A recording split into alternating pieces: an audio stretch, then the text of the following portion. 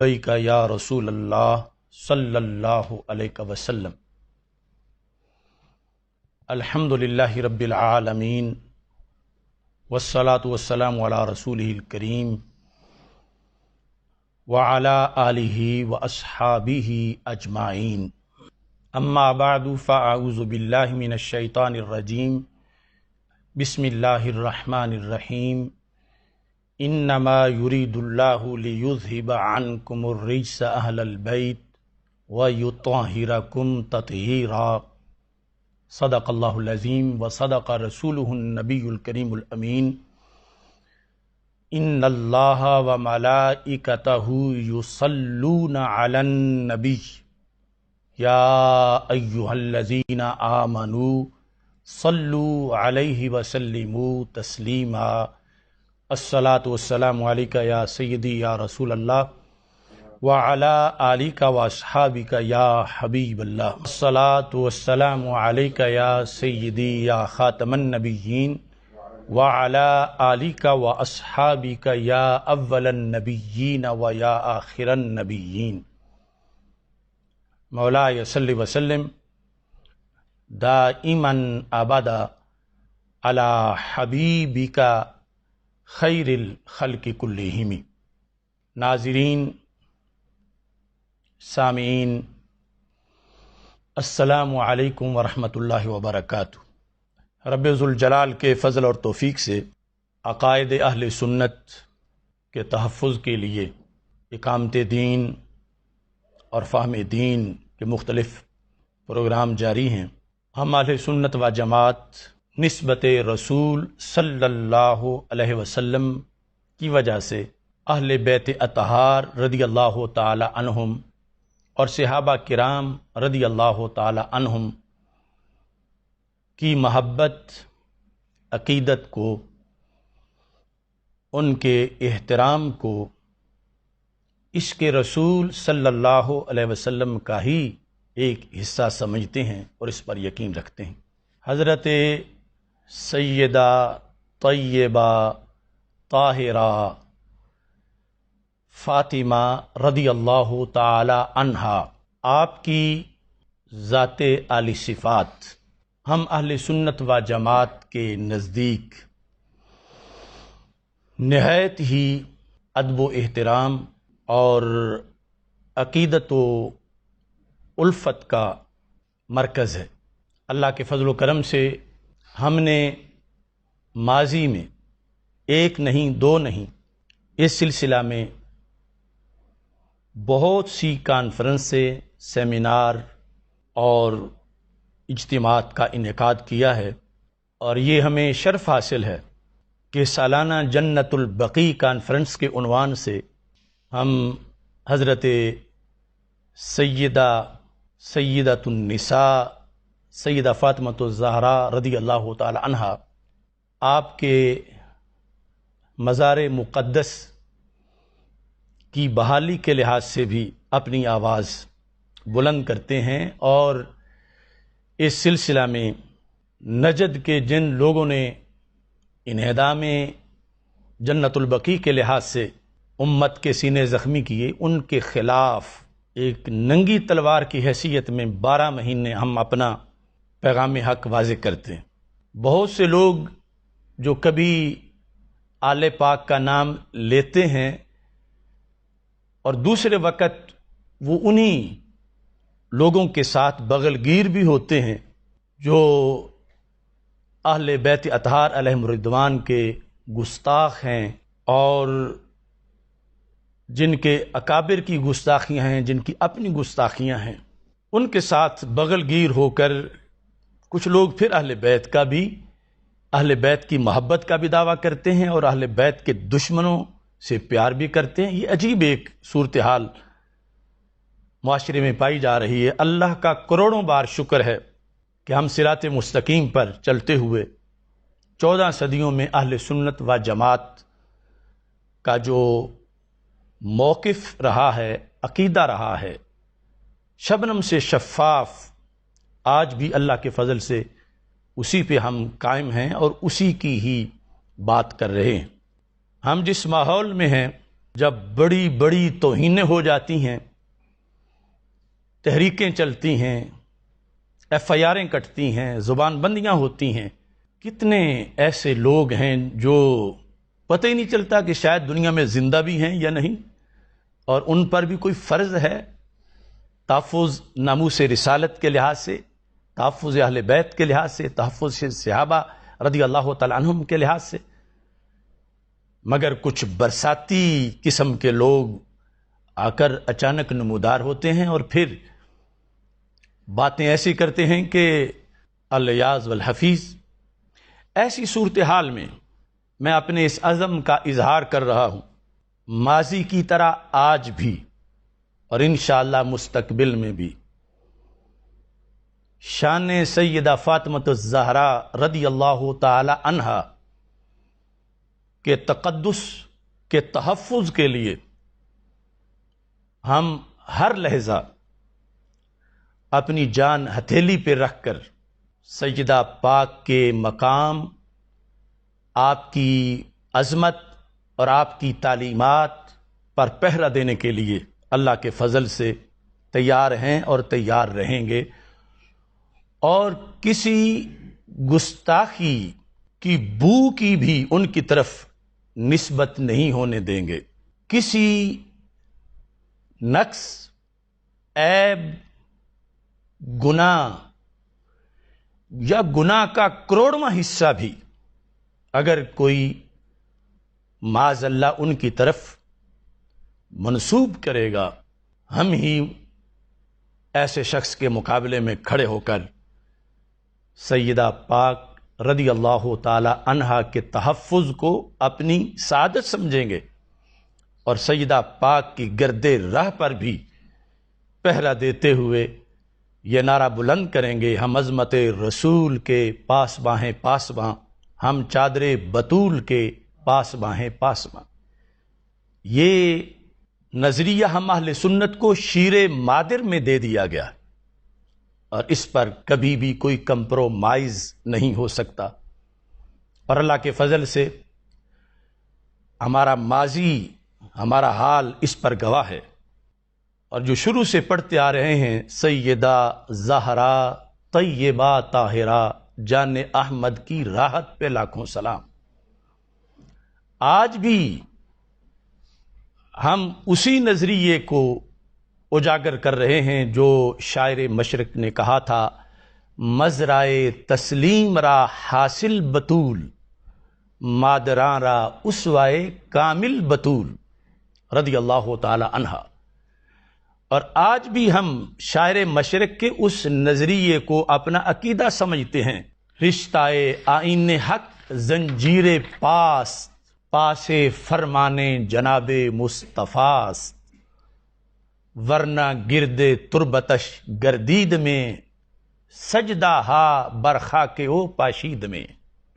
یہ ہماری زبان کا نہیں، ہماری روح کا یہ اعلان ہے کہ رشتہ آئین حق زنجیر پاست، حق کا جو آئین ہے وہ ہمارے قدموں کی زنجیر بن گیا ہے، زنجیر پاست، پاس فرمانے جناب مصطفیٰ، ہمیں رسول پاک صلی اللہ علیہ وسلم کے فرمان کا لحاظ ہے۔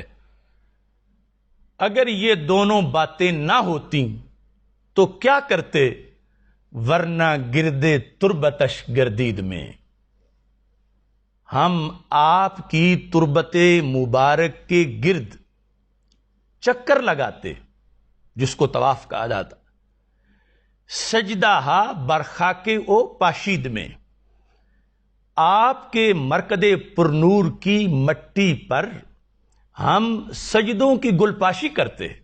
اگر آئین حق نہ روکتا، اگر فرمان مصطفیٰ صلی اللہ علیہ وسلم ہمیں یہ کام کرنے سے نہ رکتا تو ہم یہ کام کرتے، نہیں کر رہے، اس لیے نہیں کر رہے کہ فرمان مصطفیٰ صلی اللہ علیہ وسلم نے روکا ہے۔ تو یہ جو نظریہ ہے، ہم اس نظریے کے حامل لوگ ہیں اور اس پر مناظرے کرنے والے ہیں، اور اس پر ہر وقت دفاع کے لیے اپنا سب کچھ داؤ پہ لگائے ہوئے ہیں، نہ ملازمت لیتے ہیں، نہ وزارت، نہ کسی طرح کا کوئی عہدہ، نہ کسی لحاظ سے کسی کی ہاں میں ہاں ملاتے ہیں۔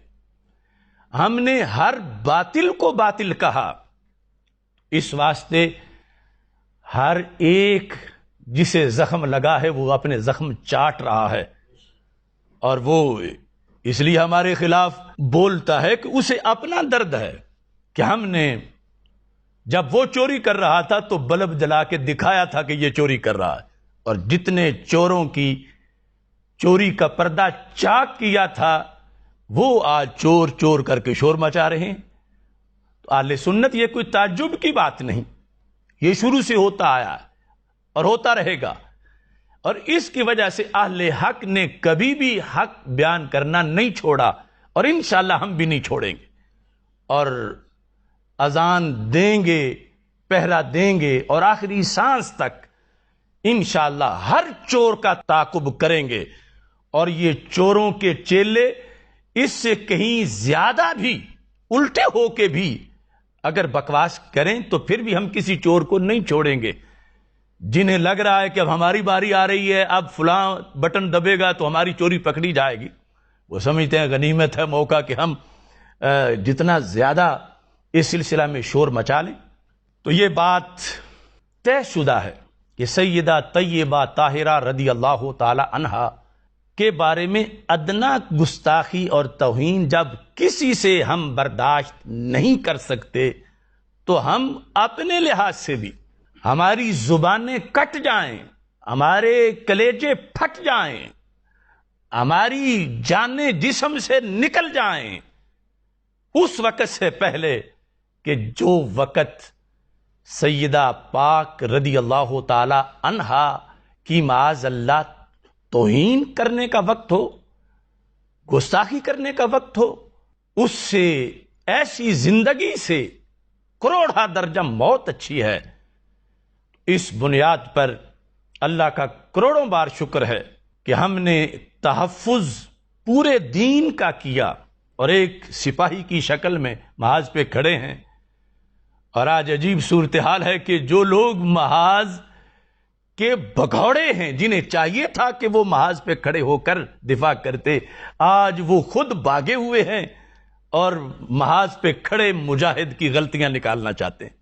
پورا قرآن صداقت صدیق اکبر رضی اللہ تعالی عنہ کی وجہ سے محفوظ ہے، اور صداقت صدیق اکبر رضی اللہ تعالی عنہ پر جب واضح حملہ ہو رہا ہو، ایسے میں ہر عالم، پیر طریقت، خطیب، نعت خوان، ہر مسلمان کا یہ فرض بنتا ہے کہ وہ محاذ پہ آ کر جواب دے اور تحفظ کرے۔ اور اگر ان لوگوں نے اپنا فریضہ سمجھا ہوتا اور حضرت صدیق اکبر رضی اللہ تعالی عنہ کے خلاف جو ظالم کا لفظ چینلوں پہ بولا گیا تھا فدق کی آڑ میں، ان لوگوں نے اپنا دینی فریضہ سمجھا ہوتا تو یہ بھی جواب دینے کے لیے آتے، تو انہیں بھی پتا ہوتا کہ جواب دیتے وقت کہاں سے گزرنا پڑتا ہے۔ جہاں سے سیدنا پیر مہر علی شاہ گولڑوی قدس سرہ العزیز گزرے جواب دینے کے لیے، ان مشائخ علماء کو کیوں نہیں ضرورت پڑی گزرنے کی وہاں سے؟ کیا ان پر فرض عائد نہیں ہوتا قرآن اور اسلام کے تحفظ کا؟ اگر انہوں نے وہاں کھڑے ہو کر یہ فریضہ ادا کیا ہوتا تو ان کو بھی اس جواب کی ضرورت پڑی ہوتی جس جواب کی ضرورت پیر مہر علی شاہ رحمۃ اللہ علیہ کو پڑی تھی، اور جس جواب کی ضرورت ان کے نقش قدم پہ کھڑے ہو کر ہمیں پڑی ہے، اور ہم نے ان کے اس جواب کا ذکر کیا۔ عقائد اہل سنت متواترہ پر حملہ ہو اور پیر چپ کر کے بیٹھا رہے تو یہ کہا تھا پیر مہر علی شاہ رحمۃ اللہ علیہ نے کہ ہم سے ایسی بے غیرت فقیری نہیں ہوتی۔ اس وقت کہا تھا کہ جب عقائد متواترہ پہ حملہ ہو رہا ہو اور ہم چپ رہے، تو جو لوگ بھگوڑے بنے پیر صاحب کے فتویٰ کے مطابق، جن کی پیری مریدی اور فقیری کا حکم انہوں نے اپنے لفظوں میں بیان کیا، افسوس آج وہ لو لگا کے اپنے آپ کو شہیدوں میں شامل ہونا چاہتے ہیں. اس پورے دین پر پہرا دینے سے نجات ہے. ہم عظمت سیدہ پاک رضی اللہ تعالی عنہا کے لیے جیسے اپنی جان چھڑکنے کو اور نچھاور کرنے کو ہر گھڑی سعادت سمجھتے ہیں، ایسے ہی عظمت صدیق اکبر رضی اللہ تعالی عنہ پر پہرا دینا بھی اپنا ایمانی فریضہ سمجھتے ہیں. اور جس پہرے کے دیتے وقت ہمیں جتنی گالیاں دیتا رہے، کیونکہ ہم نے اپنا فریضہ ادا کرنا ہے.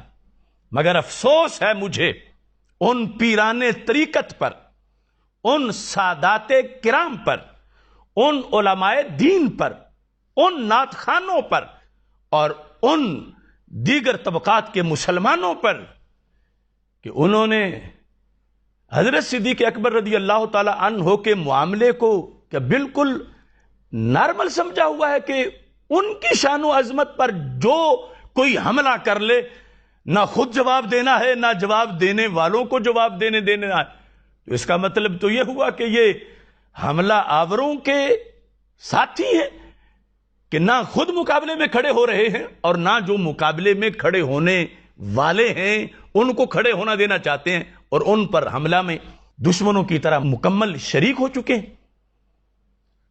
اس بنیاد پر ہرگز ہمیں اس موضوع کو اپنے طور پر بیان کرنے کا خیال بھی نہ آتا، جیسے پوری زندگی نہیں آیا.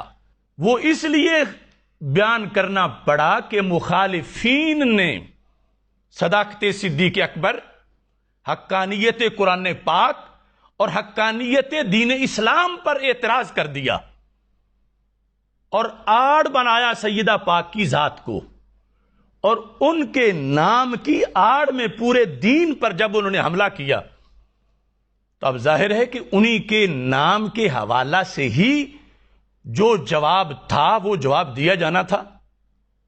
اور وہ جواب سیدنا پیر مہر علی شاہ صاحب رحمۃ اللہ علیہ نے دیا، اور ہم نے اسی جواب کو، اس کی حکایت کی، اس کو پڑھ کے سنایا. اب اس سلسلہ میں سب سے پہلی بات نوٹ کی جائے کہ ہماری گفتگو کے اندر جو لفظ خطا آیا وہ اس جواب کے ضمن میں آیا. اگر مخالفین یہ اعتراض نہ کرتے تو کبھی بھی نہ پیر صاحب جواب دیتے، نہ ہمیں جواب دینے کی ضرورت پڑتی، اور نہ ہی جواب دینے کے لیے اس رستے کی طرف کبھی چلا جاتا. تو کوئی شخص بھی اپنے طور پر شوق پورا کرنے کے لیے یہ لفظ سیدہ رضی اللہ تعالی عنہا کے لحاظ سے ہرگز نہ بولے. یہ لفظ ایک خاص پس منظر میں پیر صاحب نے بولے اور ہم نے ان کی آگے وضاحت کی. وہ ساری چیز ہم آگے اس کو بیان کریں گے. لہذا یہ عام کسی کے لیے نہیں کہ وہ یہ موضوع بنا کے چل پڑے. یہ تحفظ دین کی خاطر مخالفین دین کے اعتراض کے جواب کے اندر یہ بات بیان کی گئی، اور اسے اس جوابی کاروائی کا حصہ سمجھتے ہوئے اس مجاہد کے انداز کو دیکھنا چاہیے جو سرحد پہ کھڑا ہو کر مخالفین کا جواب دے رہا ہے، اور دوسرے اس کے جواب کے لحاظ سے اس کی حوصلہ افزائی کریں کہ وہ جواب دے رہا ہے، نہ یہ کہ اسے ہٹا کے دشمنوں کے لیے سارا محاذ خالی کرنا چاہیں. تو یہ جواب کے جو پس منظر کو سامنے رکھنا یہ سب سے پہلے ضروری ہے. ورنہ کیا تک بنتا ہے کہ کوئی اس طرح کے لفظ خطا کی کوئی باتیں کرے اور اس موضوع بنائے. یہ حفاظت دین کے لیے پیر صاحب نے یا دیگر ائمہ نے لکھا ہے، اسی کو ہم نے پھر حفاظت دین کے نقطہ نظر سے، حفاظت شان سیدہ فاطمہ رضی اللہ تعالی عنہا کے نقطہ نظر سے جو پیر صاحب نے واضح کیا ہے، حفاظت شان صدیق اکبر رضی اللہ تعالی عنہ کے نقطہ نظر سے ہم نے اس کو بیان کیا اور اس کی شرائط ساتھ ذکر کی. سب سے پہلے تو یہ ہوا کہ اس کا یہ پس منظر کیا ہے اور کس لفظ میں لفظ خطا بولا گیا. دوسرا، بہت سے لوگوں نے بددیانتی بھی کی، خیانت بھی کی. انہیں پتا تھا کہ لفظ کیا ہے اور وہ اس کو کیا بتا رہے ہیں.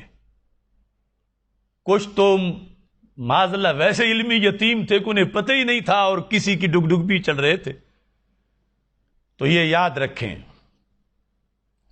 جو شخص لفظ گناہ، لفظ قصور، لفظ نقص، لفظ غلطی، لفظ خطا کار یا خاطی یہ بول کر ہمارے بیان کا حوالہ دے رہا ہے، وہ مجرم ہے.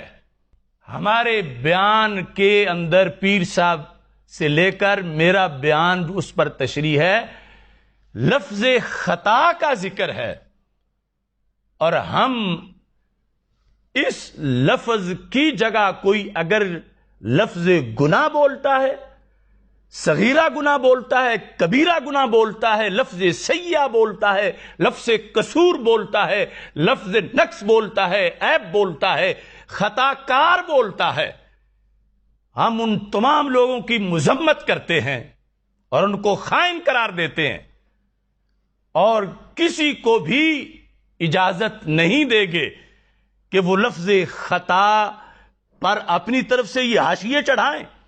خطا اور خطا کار، اس میں زمین و آسمان کا فرق ہے.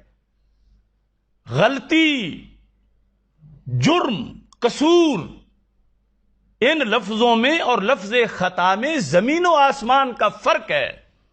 پیر صاحب نے بھی لفظ خطا کا استعمال کیا تو سوچ کے، حالانکہ جو دلیل والے تھے وہ ناجائز امر کا ارتکاب یہ لفظ بول رہے تھے، تو پیر صاحب نے جواب میں ناجائز امر کا ارتکاب لفظ بولنے کی بجائے لفظ امکان خطا بولا.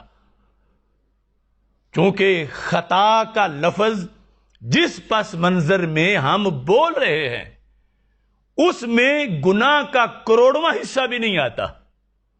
اس خطا کا مطلب نہ صغیرہ گناہ ہے، نہ کبیرہ ہے، نہ سیئہ ہے، نہ نقص ہے، نہ عیب ہے. اس خطا کا مطلب تو حدیث مصطفیٰ علیہ السلام کی روشنی میں اجر و ثواب ہے. ہم جواب دہ ہیں لفظ خطا کے، جو ہم نے اپنے طور پر نہیں بولا، پیر صاحب کا جو بولا ہوا ہے اس کی وضاحت میں آگے ہم نے لفظ بولا، اور وہ اس لیے بولا کہ وہ جواب دینا پڑ رہا ہے پورے دین کے تحفظ کے لیے، اور اس میں وہ لفظ بولا، اور اس کے اندر جس بنیاد پر ہم نے بولا وہ ہمارے اصول میں لکھا ہے، وہ خود حدیث میں لکھا ہے کہ اس کو دور دور تک توہین یا گستاخی کی بو بھی اس میں موجود نہیں، بلکہ اس کو رسول پاک صلی اللہ علیہ وسلم کی زبان میں اجر کا باعث قرار دیا گیا ہے. اس سلسلہ میں یہ وضاحت بھی ذہن میں رکھی جائے کہ کچھ لوگوں نے بڑا زور دیا بار بار اس بات پر کہ یہ جو لفظ انہوں نے آخر میں بولے ہیں یہ پیر صاحب کی عبارت میں نہیں ہے، پیر صاحب کی عبارت میں نہیں ہے. تو کس نے دعویٰ کیا کہ پیر صاحب کی عبارت میں ہے؟ یہ بڑا جیسے کوئی فتح کر رہے ہیں کہ دیکھو پیر صاحب کی عبارت میں یہ لفظ نہیں ہے. میں نے تو خود عبارت پڑھ کے وقف کر کے لوگوں نے اس پر سبحان اللہ جو کہہ دیا، اس کے بعد یعنی کے لفظ سے آگے اس کی وضاحت شروع کی. یعنی یہ لفظ موجود ہے. جناب سیدۃ النساء رضی اللہ تعالی عنہا بھی بوجہ بدعت الرسول علیہ السلام ہونے کے ابدیت محضہ کی وارث ہیں، اور اپنے والد ماجد علیہ السلام کی طرح ان کی عالی اور پاک شان بھی ملکیت کے دھبا اور خدائی فیصلے پر ناراضگی کے نقص سے منزہ اور پاک ہے. یعنی یہ فرمایا کہ مسئلہ باغ فدق میں یہ روافض تم دلیل نہ بناؤ کہ معصوم تھی تو مانگنا ہی حق کی دلیل ہے، فلانی خطا کا امکان تھا. تو ہم نے تو دعویٰ ہی نہیں کیا کہ یہ ابھی آگے پیر صاحب کی عبارت جاری ہے. ہم نے یہ واضح کر دیا کہ عبارت ختم ہو چکی ہے، لیکن اس عبارت کا مطلب جو اعتراض ختم کرنے کے لیے عوام کو سمجھانا یا خواص کو سمجھانا مقصود تھا، اس کے لیے پیر صاحب کے کلام کی تشریح مختصر ہم نے کی ہے. اپنی طرف سے کوئی کلام ہی نہیں کیا، ان کے کلام کی تشریح کے طور پر وہ لفظ اگلے بولے ہیں. اور اس میں یہ بار بار کہنا کہ چیلنج کرتے ہیں کہ لفظ دکھاؤ، لفظ دکھاؤ، لفظ. ان لفظوں کا دعویٰ کب ہمارا ہے کہ یہ پیر صاحب کے ہیں؟ ہمارا دعویٰ ہے کہ پیر صاحب نے جو کہا یہ اس کی وضاحت ہے. اور میں نے ابھی تقریباً 30 گھنٹے ہو گئے ہیں ان سارے لوگوں کو یہ کہا، اور ایک کا بھی جواب نہیں آیا، ایک کا بھی، پوری دنیا سے. آخر اعتراض جب حضرت صدیق اکبر رضی اللہ تعالی عنہ پر کر کے پورے دین پر مخالفین کر رہے ہیں، تو اگر ان لوگوں کو پیر صاحب والا جواب پسند نہیں تو کوئی اپنا جواب تو دیں. کیا یہ حضرت صدیق اکبر رضی اللہ تعالی عنہ اور قرآن پر ہونے والے اعتراض کے جواب کو چھوڑ کر اپنی زندگی بسر کر کے کس معنی میں سنی مر کے جینا چاہتے ہیں؟ اگر پیر صاحب والا جواب انہیں پسند نہیں تو اپنا جواب دیں، چونکہ اعتراض تو مخالفین کی طرف سے لکھا ہوا ہے، موجود ہے. کیوں یہ لوگ چپ ہیں؟ اور آج تک اتنے سالوں میں ان کو کیوں ضرورت نہیں پیش آئی کہ یہ مخالفین کے اس گالی کا جواب دیتے، اعتراض کا جواب دیتے؟ اور پھر پیر صاحب نے جو جواب دیا ہے اس جواب کو سمجھانے کی خاطر یہ اس کی وضاحت کر کے بتائیں کہ اعتراض کیا ہے اور جواب کیا ہے. اور جو اس سلسلہ میں میری گفتگو میں غلطی ہے وہ مجھے بتائیں. پیر صاحب نے جو کچھ کہا وہ میرا ایمان ہے، میں اس سے آگے پیچھے نہیں.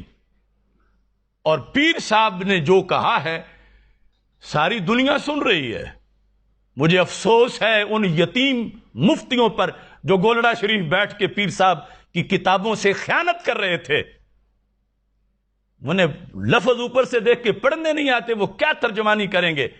سیدنا پیر میر علی شاہ آج زندہ ہوتے، خدا کی قسم میرا یہ نظریہ بولتا ہے کہ ان لوگوں کو 100 جوتا مار کے ایک شمار کرتے کہ تم میری طرف ایسی باتوں کو منسوب کر رہے ہو جنہیں پیر صاحب اپنا مخالفین کہہ کے بول رہے ہیں. یہ آج کے لوگ کیوں نہیں ان کو اپنا مخالفین کہہ کے بول سکتے؟ ان کے کیا رشتہ داریاں ہیں ان کے ساتھ؟ پیر صاحب انہیں مخالفین کہہ کر ان کی بات کا جواب دیں اور یہ پورے جواب کو حذف کریں، گول کر دیں، اور پھر پیر صاحب کے نام کے لنگر کھائیں اور اس طرح کی باتیں کریں. پیر صاحب کا کلام خدا کی قسم آج بھی باطل کے منہ پہ تازیانہ ہے. اور ایسے علمی یتیم کروڑ بار بولیں، ہم ان کی بولتی بند کریں گے اور پیر صاحب کا فیض قیامت تک انشاءاللہ جاری رہے گا. اس سلسلہ میں پیر صاحب کی عبارت جو ہے اس کی وضاحت میں ہم نے یہ لفظ بولے، اور اب بھی میری طرف سے کھلی آفر ہے، ہند میں، پاکستان میں، دنیا میں کوئی آدمی اس شرط پر کہ جس پر پیر صاحب مخالفین کی دلیل کو ذکر کر کے اس کا جواب دے رہے ہیں، تو یہ پیر صاحب کے جواب کی تشریح 4 لائنوں میں کر دیں، 1 میں کر دیں، 2 میں کر دیں، اور میرے ذمے جو غلطی آتی ہے وہ بتائیں کہ پیر صاحب نے تو یہ مطلب نہیں لیا تھا، تم نے مطلب کیسے لے لیا. یہ بات بھی میں واضح کرتا ہوں. یہ لفظ ایک بار پھر بول کے پیر صاحب کی عبارت کے لحاظ سے صفحہ نمبر 46 پر اس موضوع پر ایک اور دلیل جو فریق مخالف کی طرف سے دی جاتی ہے. فریق مخالف یہ ہے چیلنج ان لوگوں کے لحاظ سے کہ کون ان کو آج فریق مخالف عملاً مان رہا ہے جن کو پیر صاحب نے فریق مخالف فرمایا ہے. ان کی ان سے دوستیاں بعد والوں کے یہ کیوں پیدا ہو گئی ہیں؟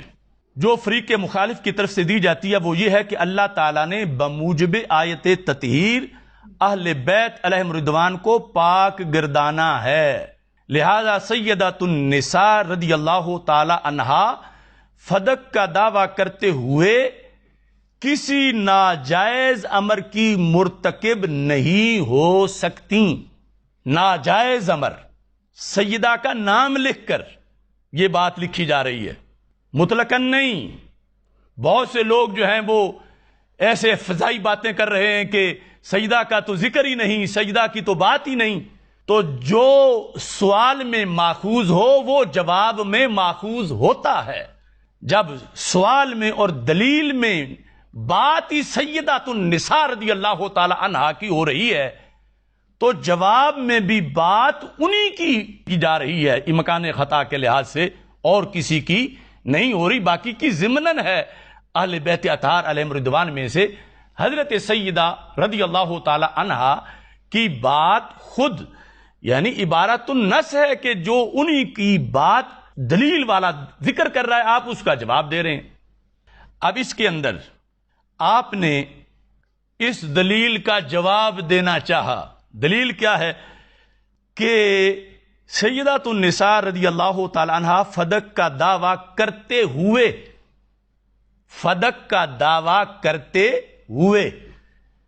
کسی ناجائز امر کی مرتکب نہیں ہو سکتی۔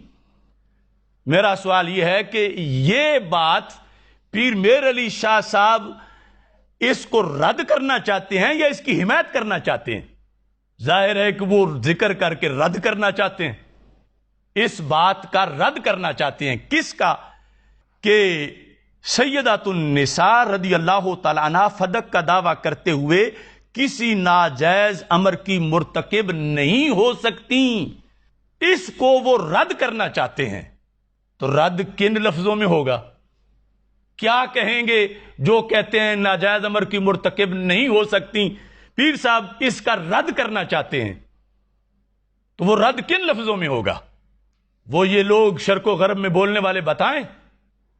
لہذا پیر صاحب نے کہا کہ اس دلیل کا تفصیلی جواب آگے چل کر آیت تطہیر کی فصل میں دیا جائے گا، یہاں اتنا کہہ دینا کافی ہے کہ آیت تطہیر کا مطلب ہرگز یہ نہیں جو اس بندے نے بیان کیا ہے کہ چونکہ آیت تطہیر ہے ان کے بارے میں تو پھر وہ ناجائز امر کی مرتکب کیسے ہو سکتی تھی؟ کہ ہرگز یہ مطلب نہیں، ہرگز یہ مطلب نہیں۔ تو پھر کیا مطلب ہے؟ کیا پیر صاحب کے ذمہ یہ بات آ رہی ہے نا کہ ان کی بات کو تو رد کر رہے ہیں جو کہتے ہیں کہ کسی ناجائز امر کی مرتکب نہیں ہو سکتی؟ پیر صاحب کہتے ہیں یہ بات غلط ہے، اس کو میں رد کرتا ہوں، میں اس کا جواب دیتا ہوں۔ اب جواب جو ہے وہ سوائے اس کے اور کیا ہوگا جو اگلے لفظوں میں موجود ہے؟ آپ نے فرمایا کہ یہاں اتنا کہہ دینا کافی ہے کہ آیت تطہیر کا مطلب ہرگز یہ نہیں کہ یہ پاک گروہ معصوم ہیں اور ان سے کسی قسم کی بھی خطا کا سرزد ہونا ناممکن ہے۔ یہ مطلب نہیں، یہ مطلب نہیں۔ تو کیا مطلب ہے؟ یہ مطلب نہیں کہ ان سے خطا کا سرزد ہونا ناممکن ہے، یہ مطلب نہیں۔ اس کا مطلب یہ ہے کہ اگر بمقتضائے بشریت ان سے کوئی خطا سرزد بھی ہو تو وہ عفو و تطہیر الہی میں داخل ہوگی۔ سرزد بھی ہو، کوئی خطا سرزد بھی ہو۔ اب یہاں یہ لفظ ہے اگر بمقتضائے بشریت، یعنی تقاضۂ بشریت کے مطابق ان سے کوئی خطا سرزد بھی ہو تو وہ عفو و تطہیر الہی میں داخل ہوگی۔ اسی بات کو پیر صاحب نے اس کتاب میں 4 جگہ ذکر کیا ہے۔ مثلا یہ جو ذکر کیا ہم نے یہ 46 صفحے پر ہے، 54 صفحہ جو ہے اس پر پیر صاحب نے پھر اس بات کو ذکر کیا۔ کیا ہے؟ آیت تطہیر کا یہ مطلب نہیں کہ یہ پاک گروہ معصوم ہیں اور صدور خطا ان سے ناممکن ہے، یہ مطلب نہیں۔ یہ صفحہ نمبر 54 پر یہ لکھا ہے کہ آیت تطہیر کا یہ مطلب نہیں کہ یہ پاک گروہ معصوم ہیں اور صدور خطا ان سے ناممکن ہے، یہ مطلب نہیں۔ تو کیا مطلب ہے؟ کہ صدور خطا ممکن ہے۔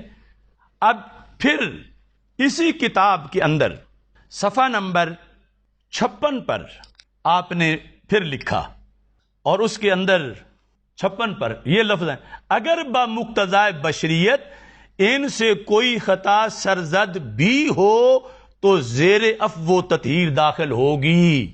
یہاں پھر بمقتضائے بشریت ان سے کوئی خطا سرزد بھی ہو تو زیر عفو و تطہیر داخل ہوگی۔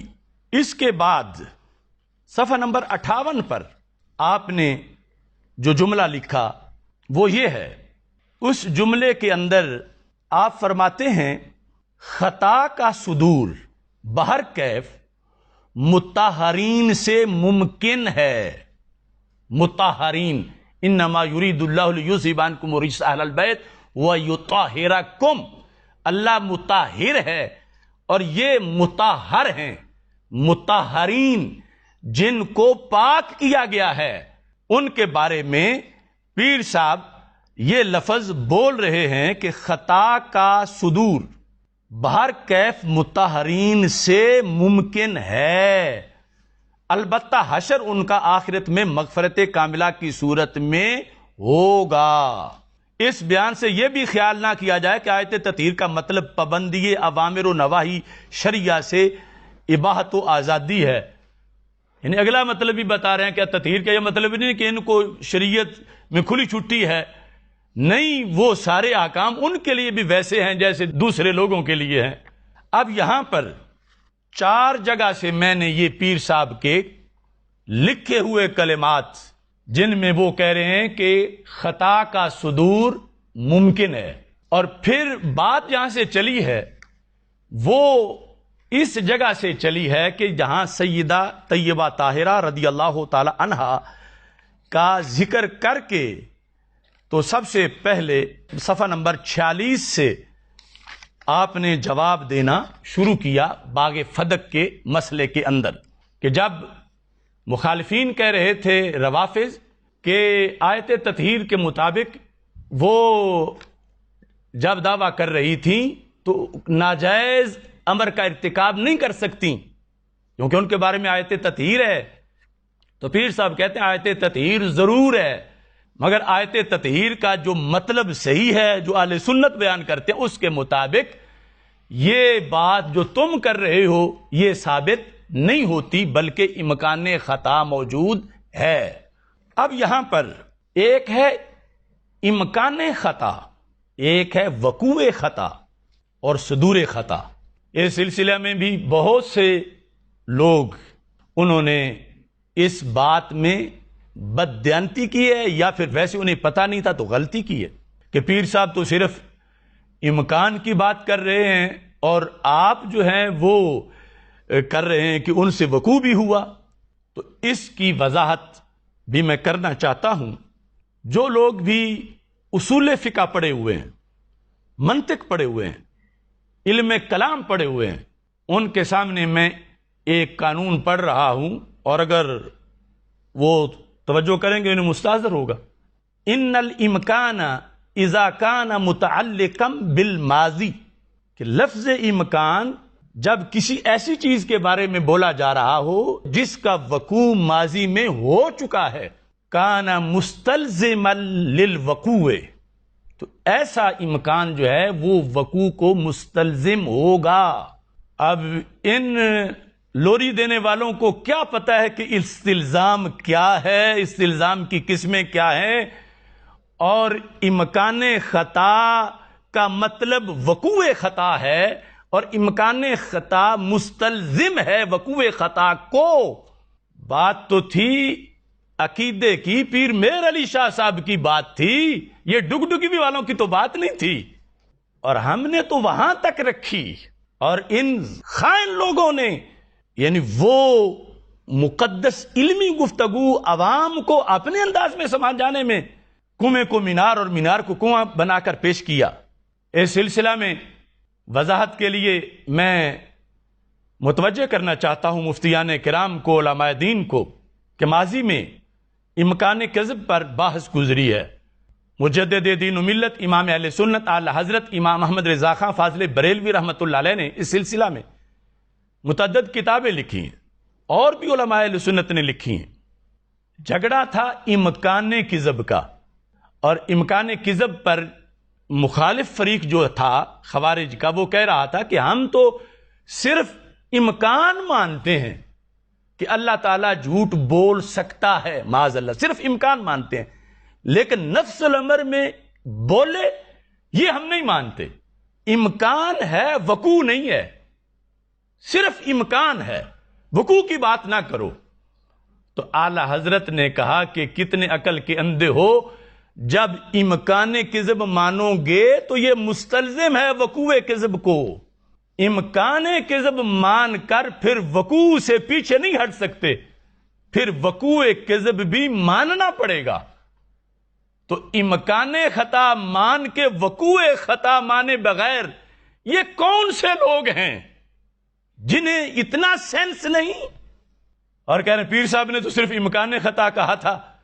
کس کے بارے میں؟ ماضی کی ایک معین بات کے بارے میں، اور ماضی کی معین بات جو ہو چکی ہے ماضی میں، اس پر جب امکان خطا کا لفظ بولا جائے گا تو اصول کی روشنی میں وہ مستلزم وقوع ہوگا۔ اب دیکھیے فتاوی رضویہ شریف 15ویں جلد کے اندر صفحہ نمبر 345 پر اعلی حضرت فرماتے ہیں امکان کذب اس کی، یعنی کس کی؟ کذب کی۔ امکان کذب اس کی فعلیت بلکہ دوام بلکہ ضرورت کو مستلزم ہے۔ یعنی بولنے والے نے صرف امکان کذب کہا تو لازم کیا آئے گا؟ فعلیت کذب، دوام کذب، ضرورت کذب۔ تو اس کے ساتھ اگلے 346 صفحے پہ کہتے ہیں کہ جب کوئی کہے گا کہ اللہ تعالیٰ کا کذب کا امکان ہے تو لا جرم امکان کذب ماننے والا اپنے رب کو واقعی کاذب مانتا اور اس کے کلام نفسی میں کذب موجود بالفعل جانتا ہے۔ موجود بالفعل، ذکر کیا ہے؟ امکان کذب۔ اس امکان کذب کے اندر کیا ہے؟ کاذب ہونا بالفعل۔ تو ذکر کیا پیر صاحب نے امکان خطا کا، ایک بات جو ماضی میں ہو چکی، دعویٰ کرتے وقت معین اس کے جواب میں ذکر کیا، تو اس کا سوائے وقوع خطا کے اصول کے مطابق اور کیا معنی ہوگا؟ کیسے بھونڈے لوگ ہیں کہ یہ کوئی سکول پڑے ہوئے کہ دیکھو جی وہ تو امکان ہے، وقوع تو ذکر ہی نہیں، تو تشریح میں وقوع کہاں سے آ گیا؟ تو مجھے سمجھائیں، بتائیں، میں نے جو عربی عبارت پڑھی ہے اس کے مقابلے میں عبارت لائیں کہ ماضی کے ساتھ جب امکان شے کا تعلق ہو تو وہ اس شے کے وقوع کو مستلزم ہوتی ہے، صرف امکان نہیں ہوتا۔ ہاں مستقبل کا معاملہ اور ہے، ماضی اور حال کا معاملہ اور ہے۔ اس سلسلہ کے اندر حاشیہ کلمبوی علی شرح الجلال الدوانی علی العقائد العدودیہ، اس کے اندر یہ واضح طور پر انہوں نے لکھا فالامکان الوقوعی انما یستلزم وقوع الطرف الممکن بالفعل بالقیاس الی الزمان الماضی او الحال للاستقبال۔ تو یہاں تو بات یقیناً ماضی کی ہو رہی ہے کہ ماضی کی ایک گفتگو کے بارے میں امکان خطا ہے یا نہیں۔ اگر معصوم ہوتی تو امکان خطا نہیں تھا۔ جب معصومیت اہل سنت کے عقیدہ کے مطابق نہیں، محفوظ ہے، تو اس سلسلہ کے اندر آگے یہ مطلب جو ہے، یعنی اس اصطلاح اور لفظ کے لحاظ سے جو بنتا ہے وہ ہم نے اس کا ذکر کیا۔ اب یہ جو ساتھ چیز بتائی جاتی ہے کہ یقیناً سیدہ طیبہ طاہرہ رضی اللہ تعالی عنہا، ان کے معاملہ میں جس طرح کہ ہم پہلے ذکر کر رہا ہے، سوائے لفظ خطا کے اور کوئی لفظ ہمارے کھاتے میں کوئی نہ ڈالے اور نہ ہم کسی اور کو بولنے دیں گے۔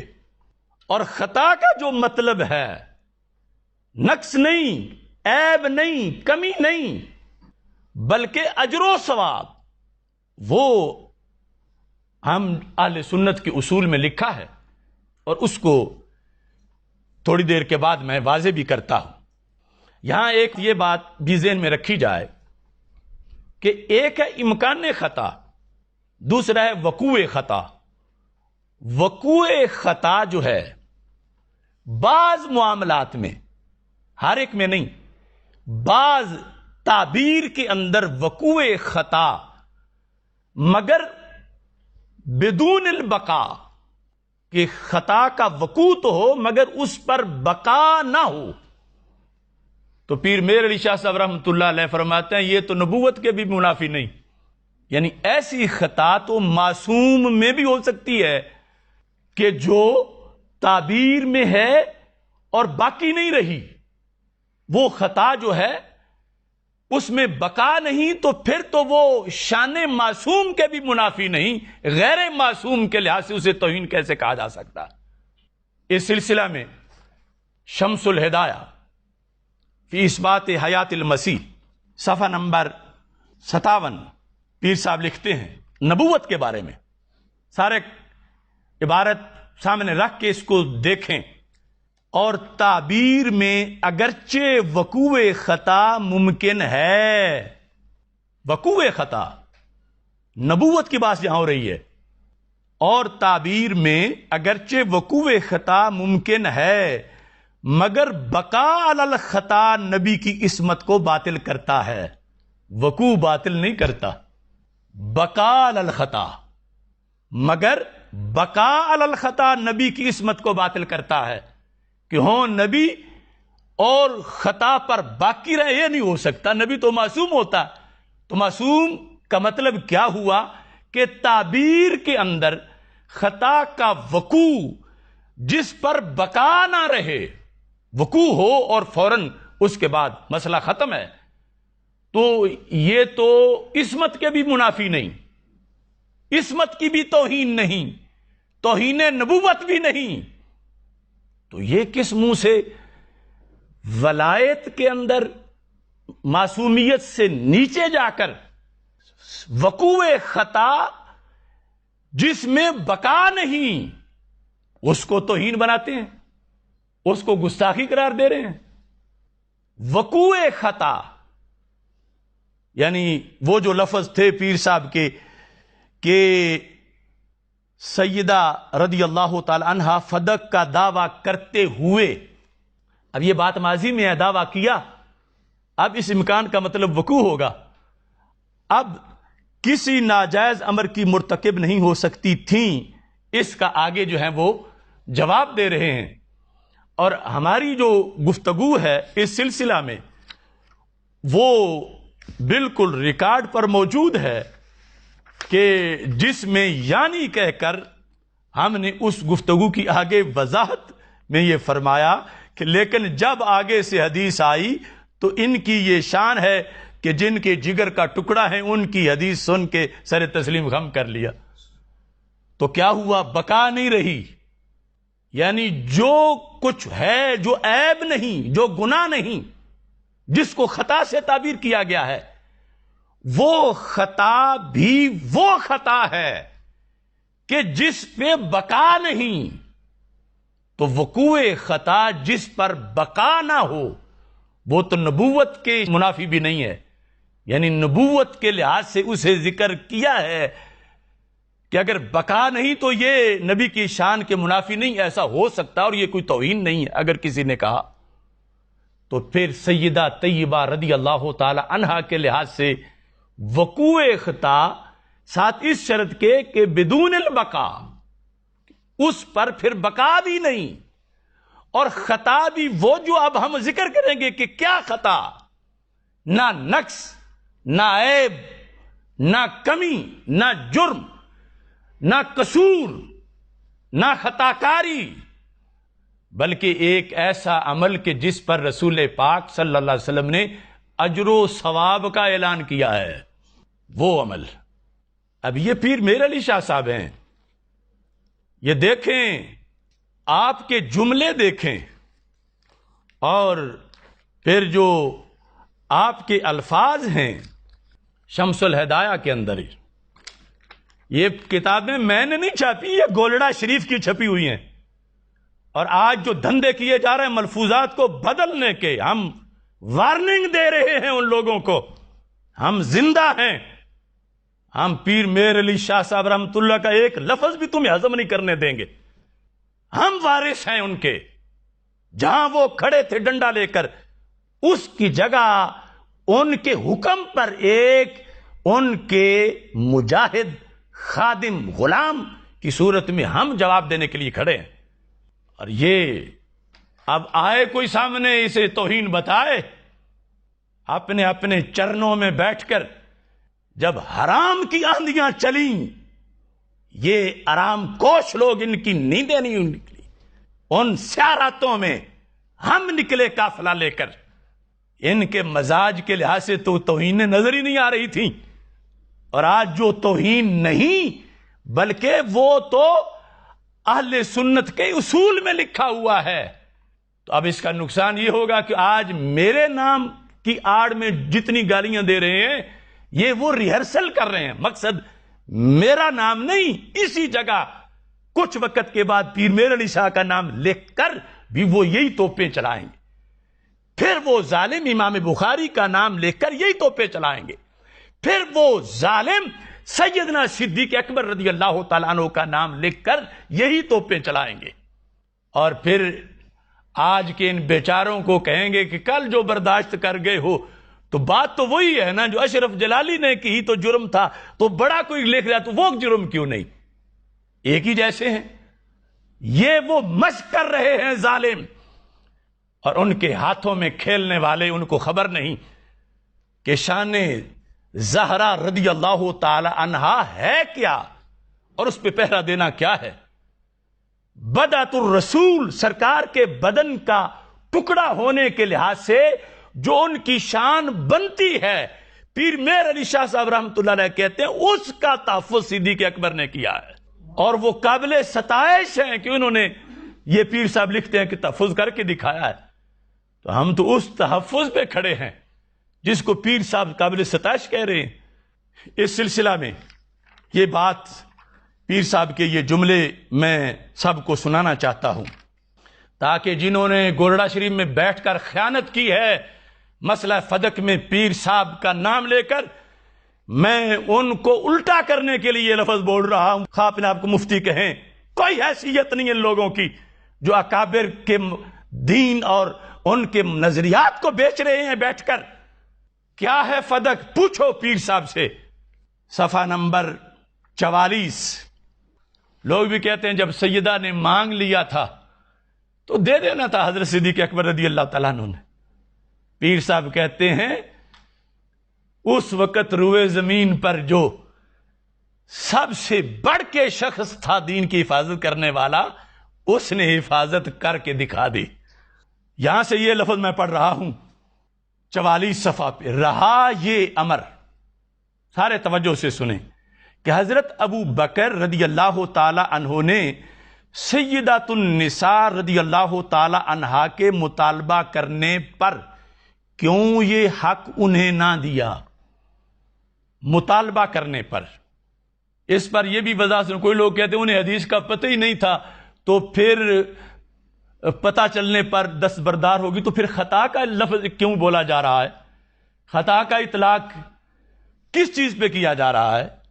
تو یہ پیر صاحب کا جواب دیکھنا کہ مطالبہ کے مقابلے میں جس چیز کو وہ بتا رہے ہیں تو پھر مطالبہ کی حیثیت کیا ہوگی اور اس کو کس لفظ میں بولا جائے گا۔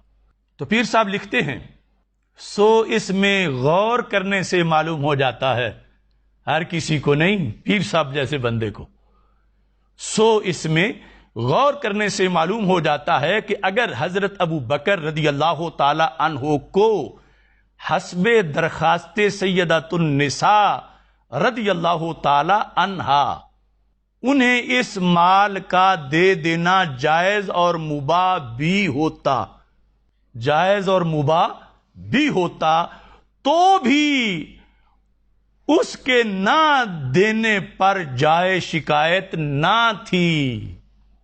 یعنی جو انہوں نے مطالبہ کیا جس مال کا، اب تو یعنی کہ وہ دینا شریعت میں جائز ہی نہیں تھا. اگر جائز بھی ہوتا تو پھر نہ دیتے تو امت میں کسی کو حق نہیں تھا کہ وہ صدیق اکبر پہ شکایت کرتا، اعتراض کرتا کہ کیوں نہیں دیا جب سیدہ نے مانگا تھا. تو کہتے اگر دینا جائز بھی ہوتا نہ دیتے تو شکایت نہیں تھی. تو جب دینا ہی ناجائز ہو اور نہ دیں تو پھر کا شکایت کی نفی کر کے بلکہ ستائش ان کی کرنی چاہیے کہ انہوں نے حق ادا کر دیا ہے دین کی پیرا کا اور سادات کی عزت کا، کہ انہوں نے اس لقمے سے بچایا ہے جس لقمے پر پابندی لگائی تھی شریعت. لفظ سنو، کیونکہ دلیل کیا ہے کہ اگر جائز ہوتا نہ دیتے تو پھر بھی شکایت کوئی نہ کرے. کیونکہ سیدۃ النساء رضی اللہ تعالی عنہا نے حضرت صلی اللہ علیہ وسلم سے ایک دفعہ ایک خادمہ کی درخواست کی، مگر آپ صلی اللہ علیہ وسلم نے یہ درخواست منظور نہ فرمائی، اور بجائے اس کے کہ خادمہ عطا فرمائیں آپ صلی اللہ علیہ وسلم نے تسبیحیں کہ فاطمہ تم یہ پڑھ لیا کرو 33 بار سبحان اللہ، 33 بار الحمدللہ، 34 بار اللہ اکبر، تسبیحیں تعلیم فرمائیں. کما فی صحیح البخاری و مسلم بروایت سیدنا علی رضی اللہ تعالیٰ عنہ، حضرت علی رضی اللہ تعالیٰ عنہ اس کی روایت کر رہے ہیں اس چیز کی.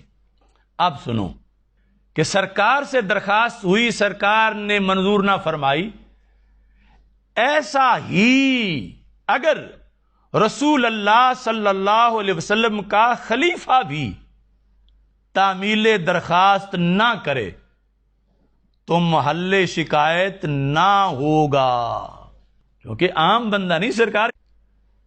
تو اب اس مطالبہ کرنے کی صورت کے اندر عارضی طور پر جس پہ بقا نہیں، اس پر پیر صاحب نے وہ لفظ چن کے بولا کہ جس کے ساتھ عیب نہیں بنتا بلکہ حدیث میں پھر بھی اجر و ثواب آتا ہے. وہ لفظ لکھا انہوں نے. اور یہ کتنے لوگ ہیں بے خبر کہ آگے معاملہ کیا ہے، بات کیا ہے.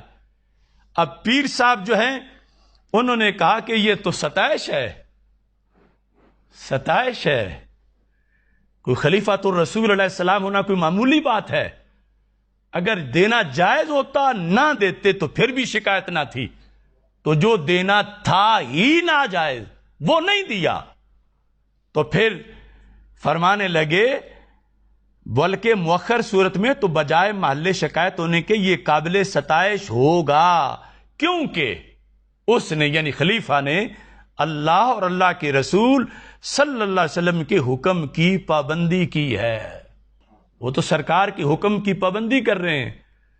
اب یہ ساری چیزیں دعوت دیتی ہیں کہ اس کے مقابلے میں جو صورتحال تھی اس پر پھر لفظ کیا بولا جائے گا کہ ادھر نہ دینا سرکار کے حکم کی پابندی ہے، اللہ کے حکم کی پابندی ہے.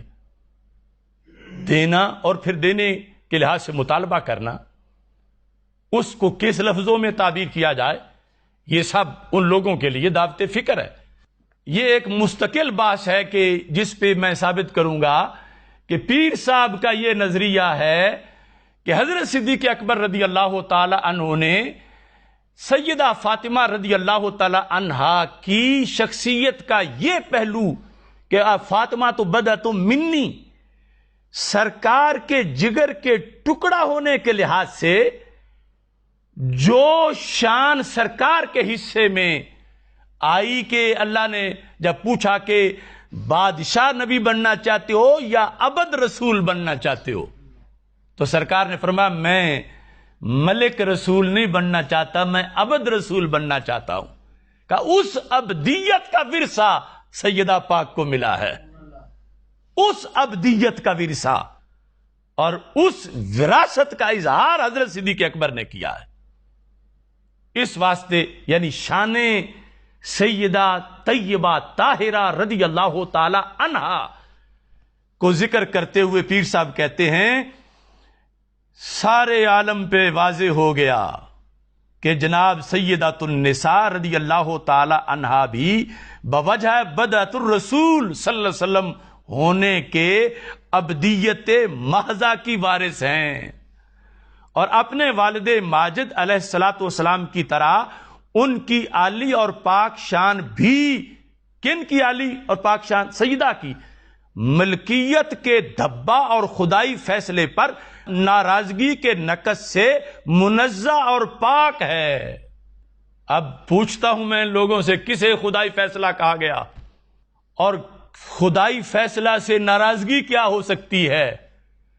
اور خدائی فیصلہ کی ناراضگی کے نقص سے منزہ ہونا، یہ کس چیز کو کہا جا رہا ہے کہ سیدہ خدائی فیصلہ پر ناراضگی کے نقص سے پاک ہیں؟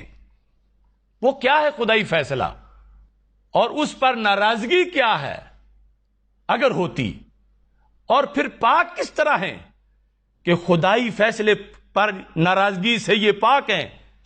تو یہ سارا مفہوم جن کے اقدام سے واضح ہوا وہ صدیق اکبر رضی اللہ تعالیٰ عنہ ہے، اور ان کے لحاظ سے یہ بات پیر صاحب نے اس انداز میں واضح فرمائی۔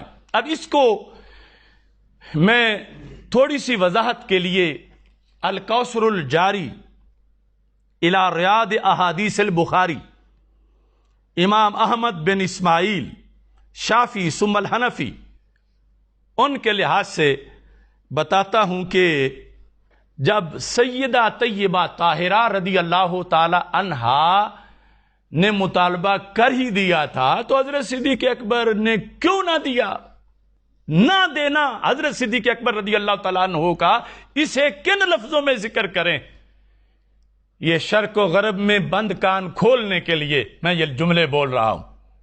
صفحہ نمبر 88، جلد نمبر 6، قلت لم یکن فعل ابی بکر رضی اللہ تعالی عنہ معہا، ہا کا مرجع سیدہ طیبہ طاہرہ رضی اللہ تعالی عنہا، لم یکن فعل ابی بکر ایذاء شرعا، یعنی مطالبہ نہ مان کے، مال نہ دے کے، فدق نہ دے کے، کہتے ہیں کہ یہ حضرت صدیق اکبر رضی اللہ تعالیٰ عنہ نے انہیں کوئی اذیت نہیں دی، شرعی طور پر انہیں کوئی اذیت، سیدہ طیبہ طاہرہ رضی اللہ تعالی عنہا کو کوئی اذیت نہیں دی۔ کیا ہے پھر یہ عمل، اس کو کیا کہیں گے؟ کہتے ہیں فَإِنَّهُ دَلَّهَا عَلَى الصَّوَابِ، انہو صدیق اکبر رضی اللہ تعالی عنہ نے دلّہا، دلّ یدل، رہنمائی کرنا، رہنمائی کی سیدہ طیبہ طاہرہ رضی اللہ تعالی عنہا، سیدہ فاطمہ رضی اللہ تعالی عنہا کی رہنمائی کی، کدھر؟ علی الصواب، درست نظریے پر، دلّہا علی الصواب، رہنمائی کی، رہنمائی کی نسبت حضرت صدیق اکبر رضی اللہ تعالیٰ عنہ کی طرف ہے، اور ان کے اس کام کو درست جہت کی طرف لگانا قرار دیا جا رہا ہے۔ ہاں سیدہ محترمہ طیبہ طاہرہ رضی اللہ تعالی عنہا ان کو کدھر؟ علی الصواب، ثواب کی طرف۔ یہ ایذا نہیں تھی، یہ تو رہنمائی تھی، سیدہ پاک کی رہنمائی ثواب کی طرف۔ اب میں پھر اپنی زبان سے لفظ نہیں بولوں گا، لیکن ان لوگوں کو دعوت فکر دیتا ہوں کہ جب یہ ثواب ہے، درست فدق نہ دینا، تو اب دوسری جانب جو ہے ثواب سواد والا، اس کے مقابلے میں لفظ کیا ہوتا ہے کہ جو جہت سیدہ سے چھڑا کے انہیں اس جہت میں لے آئے، حضرت صدیق اکبر رضی اللہ تعالی عنہ۔ اب یہ امام کہتے ہیں وَلَوْ أَجَابَهَا إِلَى سُؤَالِهَا، اگر صدیق اکبر رضی اللہ تعالی عنہ بھی وہی کر دیتے جو وہ مطالبہ فرما رہی تھیں تو کیا ہوتا؟ کہتے ہیں کان معصیتن، پھر معصیت ہو جاتی. حضرت صدیق اکبر کی معصیت، ان کا عمل معصیت بنتا اگر وہ سیدہ طیبہ طاہرہ کا مطالبہ تسلیم کر کے ان کو مال دیتے تو پھر کانا معصیتن. اور وہ کہتے ہیں من وجہین، دو وجہ سے معصیت تھی، دو وجہ سے. الاول مخالفات امر رسول اللہ صلی اللہ علیہ وسلم و ابطال صدقاتے ہی، کہ اس لیے معصیت بنتی کہ اللہ کے رسول علیہ السلام کے حکم کی خلاف ورزی ہو گئی ہے. تو وہاں تو یہ تو نہیں دیکھا جائے گا کہ انہی کی بیٹی کے کہنے پر کیا ہے، وہاں تو پہلے یہ دیکھا جائے گا کہ ان کا اپنا حکم کیا تھا. تو معصیت ہوتی کہ سرکار کے حکم کی خلاف ورزی ہو جاتی. اور پھر وہ ابطال صدقاتے ہی، سرکار کے صدقے کا ابطال لازم آتا.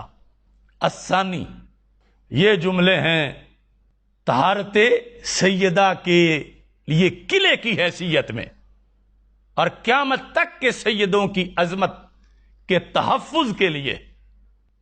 کیا الثانی کیوں نہیں دیا؟ دیتے تو معصیت ہو جانی تھی. حالانکہ اگر دے دیتے تو ان کے خلاف تو آج بھونکنے والے نہ بھونکتے، مگر نقصان کیا ہوتا؟ مقدس آل کے طرف لقمہ حرام چلا جاتا. الثانی انہو ما کان یعطی لفاطمہ مالا حراما بلا خلاف. صدیق اکبر حضرت طیبہ فاطمہ رضی اللہ تعالی عنہ کو حرام مال کیسے دے سکتے تھے؟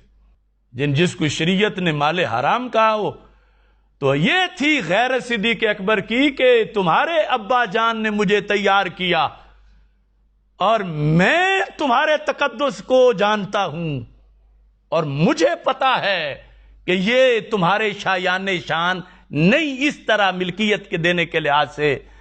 لہذا اگر صرف یہ لحاظ کرتے ہوئے کہ سیدہ پاک نے فرمایا دے دیتے تو ادھر معصیت ہو جاتی. سرکار ناراض ہوتے، خلیفہ تم تھے تو تم نے میری ہی آل کے لیے مال حرام خود اپنے ہاتھوں سے دے دیا. تو اس بنیاد پر حضرت صدیق اکبر رضی اللہ تعالیٰ عنہ نے نہ دے کے مقدس گھرانے کی تقدیس پہ پہرا دیا. مقدس آل کے لحاظ سے مال کا جو تقاضا تھا خود گالی آج بھی کھا رہے ہیں سیدنا صدیق اکبر رضی اللہ تعالی عنہ، لیکن آل پاک کے لیے نامناسب لقمہ نہیں جانے دیا کیونکہ سرکار کے خلیفہ ہیں، وہ سیٹ پہ بیٹھے ہیں، کل جواب دینا ہے سرکار کو. اگر مان جاتے تو معصیت تھی، نہیں مانا تو رہنمائی کی ثواب کی طرف. اب یہاں اس چیز کو بھی دیکھنا ہے قبل اس کے کہ میں مطلب بتاؤں کہ پھر خطا کا مطلب کیا ہے. ہمارے کئی لوگ، باقی میں جس نے بھی درد دل سے اصلاح کی خاطر وہ سمجھتے جو وہ سمجھتے رہیں کہ اصلاح ہے کہا تو ان سب کو ہم خراج تحسین پیش کرتے ہیں، مگر جو بددیانتی کرنے والا ٹولہ ہے ہم ان کو شاید قیامت میں بھی معاف نہ کریں اور پیش کریں گے ان کو گربانوں سے پکڑ کے پاک سیدہ کے سامنے. ہم نسبت والے ہیں، ہم اس دعا کے زیر سایہ پروان چڑھے ہیں، خدایا بحق کے بنی فاطمہ کے برقول ایماں کنی خاتمہ، اگر دعوتم رد کنی ور قبول، منو دستو دامان آل رسول صلی اللہ علیہ وسلم. اس بنیاد پر یہ بحر العلوم مسلم الثبوت کی شرح، علماء جانتے ہیں کہ اصول فقہ میں مسلم الثبوت کا جو مقام ہے، وہ مفتی جو کہہ رہے ہیں سلفن خلفن کسی نے یہ بات نہیں کی، یعنی سلفن خلفن پڑھ تو لو، پہلے پڑھو تب پتا چلے گا کہ سیدہ کا ادب کیا ہے. بگوتروں نے توہین کرنے والوں کا کلچر چاٹ کر آج انہی کی بولی بولنا شروع کر دی. ادب سیکھنا ہے تو اہل سنت ہی سکھائیں گے، سیدنا پیر میر علی شاہ رحمت اللہ علیہ سکھائیں گے، امام احمد رضا بریلوی سکھائیں گے، ادب داتا گنج بخش اجویری سکھائیں گے رحمت اللہ علیہ. اب دیکھیے، لمبی بات میں نہیں کرتا اگرچہ لمبی ہوتی جا رہی ہے. یہ دو رد کر کے انہوں نے بات آگے شروع کی کہ روافض یہ کہتے ہیں کہ آل پاک کا کہنا بھی نبیوں کا کہنا ہے چونکہ ان کی طرح معصوم ہے. تو انہوں نے کہا نہیں، آل پاک معصوم نہیں، محفوظ ہیں. تو انبیاء علیہ السلام کے فتوے کی حیثیت اور ہے، اہل بیت اطہار علیہم الرضوان کے فتوے کی حیثیت اور ہے. یہ اصول ہے اہل سنت کا. اب وَقَضَا يَجُوزُ عَلَيْهِمُ الزَّلَّةُ زلۃ القاری علیہم اہل بیت وَهِيَ وُقُوعُهُمْ فِي أَمْرٍ غیر مناسب لمرتباتهم من غیر تعمد، یعنی بغیر ارادے کے ذلت. اب آگے اس کی مثال لکھی ہوئی ہے، سلفن خلفن والے ذرا کان صاف کریں. کما واقع من سیدۃ النساء رضی اللہ تعالی عنہا من ہجرانہا خلیفۃ رسول اللہ صلی اللہ علیہ کے اندر یہ لکھا ہے کہ اہل بیت اطہار علیہم الرضوان کے لیے اجتہادی خطا جائز ہے، اور اس کے جواز کے لحاظ سے آگے مثال کیا لکھی ہے. مثال جو ہے میں اس کا ترجمہ نہیں کرتا، لیکن عبارت میں پھر پڑھ کے سنا دیتا ہوں. کما واقع من سیدۃ النساء رضی اللہ تعالی عنہا من ہجرانہا خلیفۃ رسول اللہ صلی اللہ علیہ وعلی آلہ وصحبہ وسلم حین منعها فدک من جہت المیراث. تو یہ مثال دے کر خطا اجتہادی کی. آگے کا ولا ذنب فیہ، خطا تو ہے مگر ذنب نہیں ہے.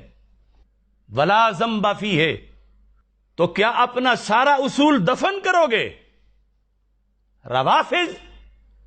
روافظ کی خوشنودی کے لیے، کیونکہ عظمت سیدہ تو وہ ہے جو جس جہت پر پیر صاحب بول رہے ہیں، اور سارا یہ اصول فقہ ہے. اب آگے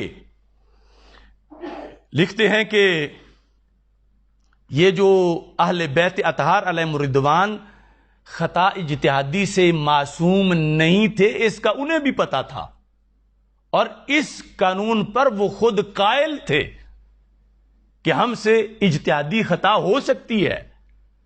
اس کے وہ خود قائل تھے. اس پر پھر انہوں نے دلیل پیش کی.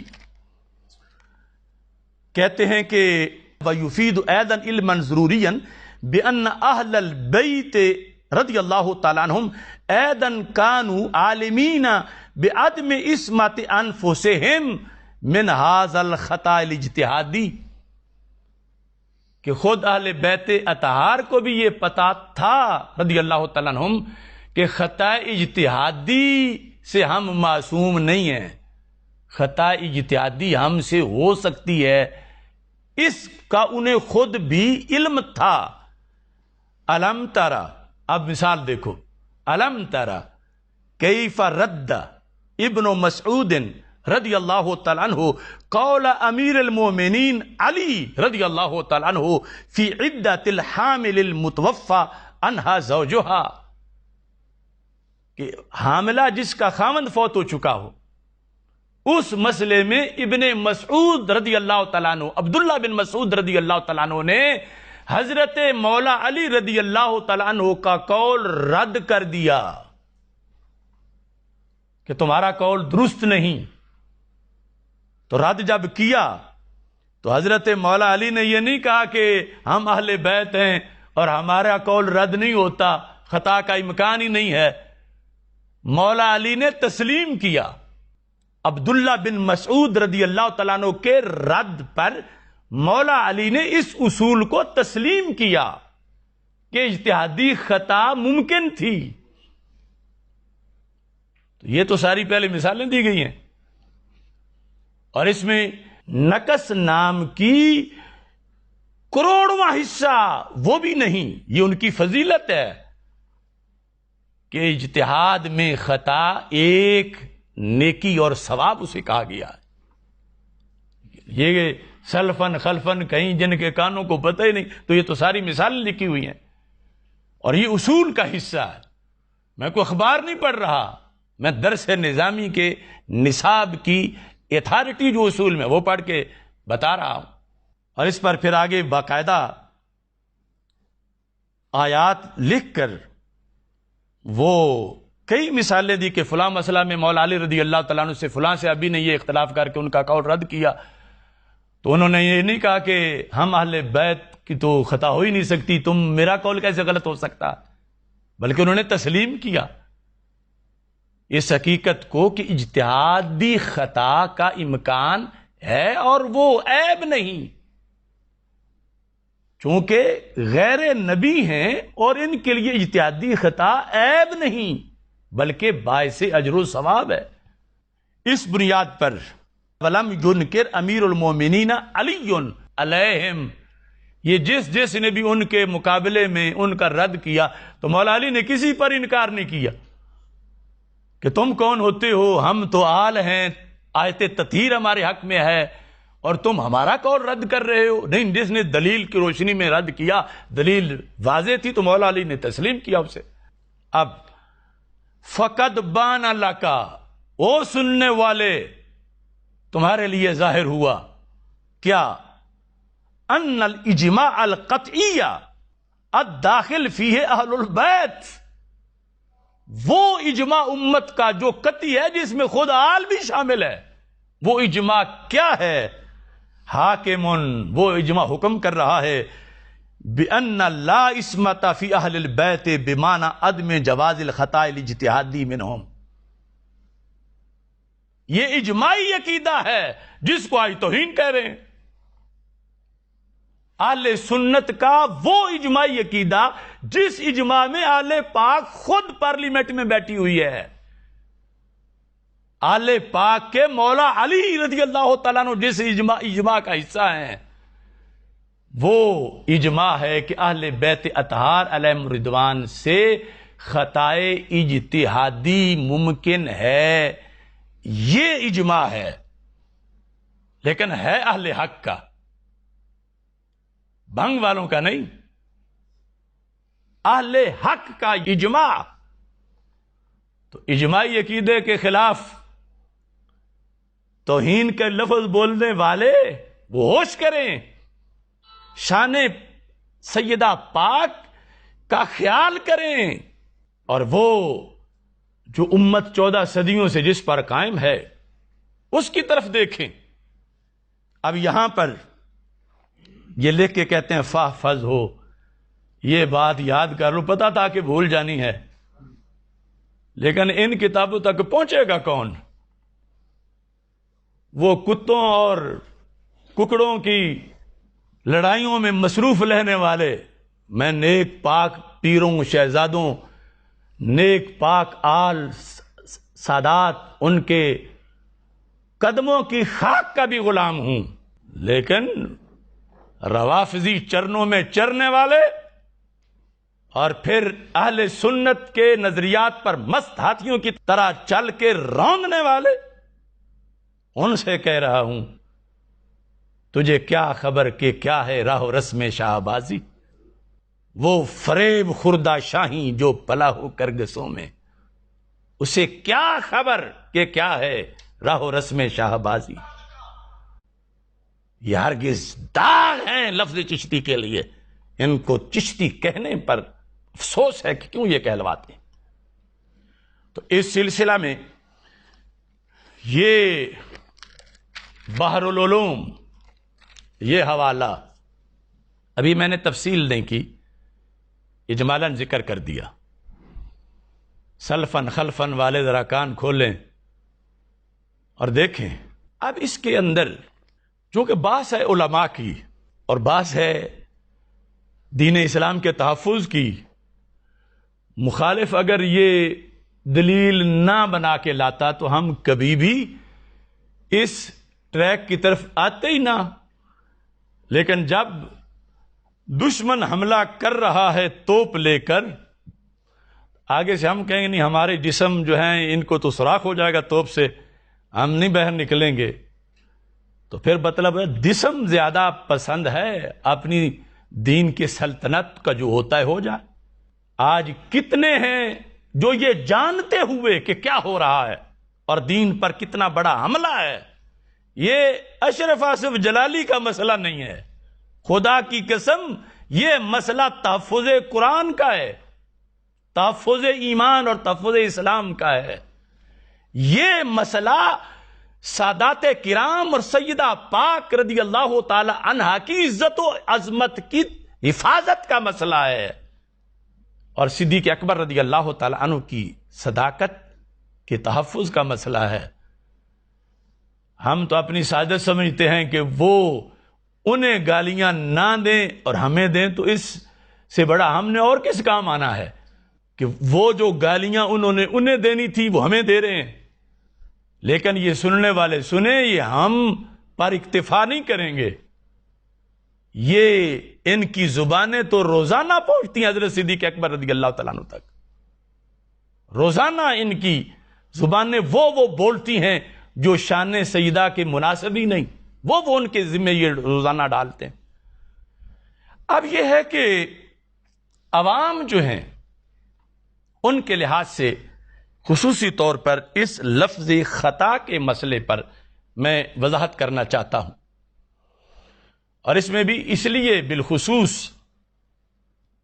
کہ عوام پریشان نہ ہوں اور انہیں حقیقت حال کا پتہ چلے، اور اس سلسلہ میں چند ہمارے نہایت ہی محترم اور معزز علماء و مشائخ جنہوں نے رابطہ کیا کہ عوام کو تھوڑا سا آپ اس سلسلہ میں بریف کریں، یعنی موقف تو یقیناً آپ ٹھیک بیان کر رہے ہیں، لیکن عوام جو کہ عالم نہیں ان کو بھی، تاکہ کسی کو تشویش نہ ہو۔ اس سلسلہ میں حضرت پیر سید محمد نوید الحسن شاہ صاحب مشہدی حافظہ اللہ تعالی سجادہ نشین آستانہ عالیہ مقدسہ بکی شریف، آپ نے رابطہ فرمایا، اور شاہین فکر رضا حضرت پیر سید مظفر حسین شاہ صاحب قادری رضوی حافظہ اللہ تعالی، آپ نے بھی فون پہ مجھ سے بات کی، بلکہ بر صغیر کی عظیم روحانی درگاہ شرق پور شریف کے سجادہ نشین حضرت میاں ولید احمد شرق پوری حافظہ اللہ تعالی، آپ تو بنفس نفیس یہاں تشریف لے آئے، اور پہلے فون پر بھی گفتگو ہوئی، پھر اور میرے استاذ محترم استاذ العلماء علامہ مفتی محمد ظہور احمد جلالی صاحب حافظہ اللہ تعالی، آپ بھی بنفس نفیس تشریف لے آئے، اور میں یہ سمجھتا ہوں کہ یہ ان حضرات کی مسلک اور دین سے جو مضبوط ان کا تعلق ہے، یہ اس کی دلیل ہے، ورنہ کتنے بڑے بڑے لوگ ہیں جو خواب خرگوش میں ہیں، اپنے منصب چیئرمینی کے لیے، کسی کمیٹی کی چیئرمین شپ کے لیے، کسی تنظیم کی، وہ چھوٹے سے مقصد کے لیے دوڑنا شروع کر دیتے ہیں، اور دین و ملت کے اتنے بڑے بڑے مناصب پر انہیں پتہ ہی نہیں کیا ہو رہا ہے۔ بڑے بڑے مدارس کے ناظم تعلیمات، شیوخ الحدیث، انہیں جیسے ہے ہی نہیں کہ یہ ان کے دین اسلام کی بات جاری ہے اور حملہ ہو گیا ہے، اور ایک مجاہد میدان میں اکیلا کھڑا ہے اور دوسرے جو ہیں وہ حملہ آوروں کے لیے میدان خالی کرانا چاہتے ہیں، انہیں پتہ ہی نہیں کیا ہو رہا ہے کیا نہیں ہو رہا۔ تو یہ جو جن عظیم لوگوں نے اس طرح، اور اس کے علاوہ بھی بہت سے ہمارے تنظیمی ساتھی ہیں علماء کرام سب، یعنی اس سلسلہ میں کہ عوام کے لحاظ سے ایک تفصیلی گفتگو بھی ساتھ کر دی جائے، تو اس بنیاد پر میں یہ تفصیل آپ حضرات کے سامنے رکھ رہا ہوں کہ لفظ خطا کو آڑ بنا کر کوئی دوسرا لفظ جو بولتا ہے وہ خود اس کا ذمہ دار ہے۔ ہم نے صرف پیر مہر علی شاہ صاحب رحمۃ اللہ علیہ کی ابتدا میں اس مجبوری کے پیش نظر کے جواب دینا تھا، لفظ خطا جو ہے اس کا استعمال کیا، اور اب اس کا ہم مطلب بتائیں گے کہ وہ مطلب کیا ہے۔ اس مطلب سے ہٹ کر اگر کوئی لفظ خطا بولتا ہے تو میں اس کو اجازت نہیں دوں گا اور وہ میرا حوالہ نہ دے. میں نے جو لفظ خطا بولا پیر صاحب کی ابتدا میں اس کا مطلب واضح کرنا چاہتا ہوں کہ وہ اس کا مطلب کیا ہے اور اس کا مقصد کیا ہے. اس سلسلہ میں مفردات الفاظ القرآن امام راغب اصفہانی مشہور جو ہے ان کی یہ کتاب ہے، اس کے اندر خطا کا جو مفہوم جو میں نے ابھی اجتہادی خطا کی شکل میں اصول سے بتایا، وہ کہتے ہیں کہ ان یرید ما یحسن فعلہ، کہ بندہ ارادہ کرے اس کام کا کہ جسے کرنا اچھا ہے، ولیکن یقع منہ خلاف ما یرید، لیکن کام وہ جائے جس کا ارادہ نہیں تھا. ارادہ اچھے کا تھا، جو یعنی ظاہر باطن ہر لحاظ سے جس میں حسن ہے، ارادہ اس کا تھا، مگر یقع منہ خلاف ما یرید، وقوع اس چیز کا ہوا کہ جو کہ ارادہ نہیں تھا. اس کو مزید واضح لفظوں میں بیان کیا ہے التوقیف علی مہمات التعاریف. امام عبد الرؤف مناوی جو ہیں انہوں نے اس کو بیان کیا صفحہ نمبر 210 پر. خطا کیا ہے؟ ان یرید ما یحسن فعلہ لیکن یقع عنہ بخلاف ما یرید وہذا اصاب فی الارادہ واخطا فی الفعل وهو المعنی بحدیث رفع عن امت الخطا وبخبر من اجتہد فاخطا فلہ اجر. کہ خطا سے مراد یہاں پر گناہ نہیں، نہ صغیرہ نہ کبیرہ، سیئہ نہیں. خطا سے مراد یہاں غلطی نہیں، جو عرف عام میں لوگ جس کو غلطی سمجھتے ہیں. خطا سے مراد یہاں وہ فعل ہے کہ جس پر رسول پاک صلی اللہ علیہ وسلم نے حدیث میں اجر بیان کیا ہے، وہ فعل خطا سے مراد ہے. اور وہ حدیث سنن نسائی کے اندر حضرت ابو ہریرہ رضی اللہ تعالیٰ عنہ سے مروی ہے، حدیث نمبر 5396. عن ابی ہریرہ رضی اللہ تعالیٰ عنہ قال قال رسول اللہ صلی اللہ علیہ وسلم، اس میں وَإِذَا اجْتَهَدَ فَأَخْطَأَ فَلَهُ أَجْرٌ. اِذَا اجْتَهَدَ فَأَخْطَأَ، کہ جب کسی نے اجتہاد کیا، فَأَخْطَأَ، اور اس میں خطا کی اس نے، یعنی خطا اس سے ہو گئی، تو کیا ہوگا؟ فَلَهُ أَجْرٌ، اس کے لیے اجر ہے. کس پر اجر ہے؟ خطا پر. اور ایسے ہی صحیح بخاری شریف کے اندر یہ الفاظ اسی حدیث کے موجود ہیں. صحیح بخاری شریف جلد نمبر 4 کے اندر اس میں یہ ہے کہ اذا حکم الحاکم فاجتہد ثم اصاب فلہ اجران واذا حکم فاجتہد ثم اخطا فلہ اجر. فاجتہد ثم اخطا، یہ ہے خطا. اس واسطے پیر صاحب نے یہاں لفظ اور نہیں بولا، نہ لفظ ناجائز، نہ لفظ قصور، نہ لفظ نقص، نہ لفظ گناہ، نہ لفظ غلطی. یہاں ہے لفظ خطا. اور خطا جس پس منظر میں ذکر ہے، خطائے اجتہادی،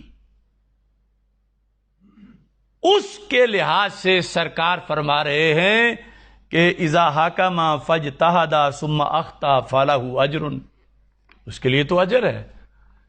تو جس لفظ کا مطلب اجر ہے، گالی نہیں، عیب نہیں، جس لفظ کا مطلب اجر ہے اس کو توہین کیوں کہا جا رہا ہے؟ بولا ہم نے ہے، بولا پیر صاحب نے ہے، اور ہم نے اس کے حوالے دیے ہیں کہ وہ لفظ خطا ہے، خطائے اجتہادی، کیونکہ پیر صاحب نے مطلقاً خطا کہا تھا تو ہم نے اس مختصر جملے کے اندر جو ہے وہ مطلقاً اس کی اتنی وضاحت کر دی. خطا اجتہادی جو کہ باعث اجر ہے، باعث ثواب ہے. اب جس چیز پر سیدہ پاک رضی اللہ تعالی عنہا کے لیے حدیث مصطفیٰ علیہ السلام کی روشنی میں اجتہاد کے نتیجے میں ایک اجر کا اعلان مل رہا ہے، کیا اس چیز کو ختم کرنا چاہتے ہیں؟ اس سے رجوع چاہتے ہیں یا اس کو توہین کہہ رہے ہیں؟ اور ساتھ دوسری بات، یہ جو لفظ خطا ہے، اگر اس لفظ کو کوئی مترادف سمجھتا ہے، معاذ اللہ مترادف گناہ کا، غلطی کا، سیئہ کا، نقص کا، عیب کا، تو وہ پھر اپنا منہ بند رکھے، کبھی بھی لفظ خطا نہ بولے. اس مقام پر جو خطا کے لفظ کو گناہ کا مترادف یا عیب نقص کا مترادف سمجھتا ہے تو اس کے لیے اجازت نہیں کہ وہ یہاں اس مقام پر لفظ خطا بول کے اس کی نسبت حضرت سیدہ طیبہ طاہرہ کی طرف کرے.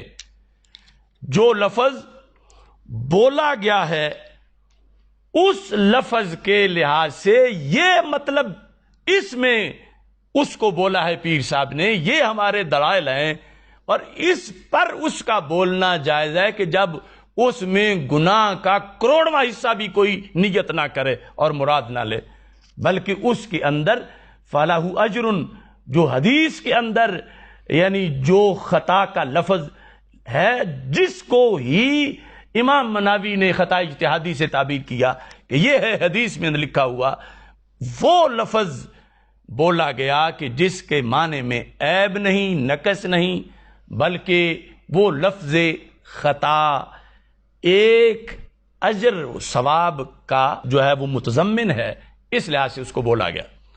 اب عوام کو اگر یہ تشریحات یاد ہو جائیں تو بہت اچھا ہے، لیکن اگر یاد نہ ہوں، وضاحت کی جب خبر نہیں، پتہ نہیں، تو آگے یہاں پر رک جائیں اور اگلے جو الفاظ ہیں اس کی تشریح کے ان کو حذف سمجھیں اور انہیں وہ اپنی زبان پہ نہ لائیں، اور جو بولا گیا اس کی وجہ جو تھی وہ ہم نے اپنے دلائل کی صورت میں بیان کر دی، اور جو پس منظر ہے اہل سنت و جماعت کے سلک کا. باقی یعنی پیر صاحب کی یہ عبارت جو پیر صاحب کا عقیدہ ہے، اللہ کے فضل سے اسی پر ہم قائم ہیں، ڈٹے ہوئے ہیں، اور اسی پر پہرا دیں گے. اسی کے لحاظ سے شان سیدہ طیبہ طاہرہ رضی اللہ تعالی عنہا پر. اور اس کے اندر یہ بھی یاد رکھیں کہ خطا کار اور خطا میں بڑا فرق ہے. میں نے سنا کہ ایک نام نہاد مفتی صاحب خطا کار کے لفظ کے ساتھ بول کے رد کر رہے تھے کہ وہ کہہ رہے ہیں وہ خطا کار ہیں. تو خطا کار اور خطا میں زمین و آسمان کا فرق ہے. خطا کار وہ جسے خطا کی عادت پڑی ہوئی ہو، خاطی، خطا کار، خطاوار. تو یہاں تو بتایا گیا ہے کہ بقا بھی نہیں ہوئی ایک خطا کے اوپر، تو خطا کار کا لفظ کیسے بولا جائے؟ خطا وہ بھی اجتہادی جو گناہ نہیں، خطا وہ اجتہادی جو کہ باعث اجر و ثواب ہے، اور پھر اس پر بھی بقا نہیں.